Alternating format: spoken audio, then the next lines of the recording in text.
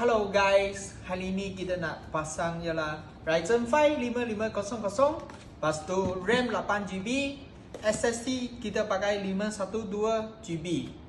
Grafik kita nak pakai 3060 Ti. Motherboard kita pakai Asus A320.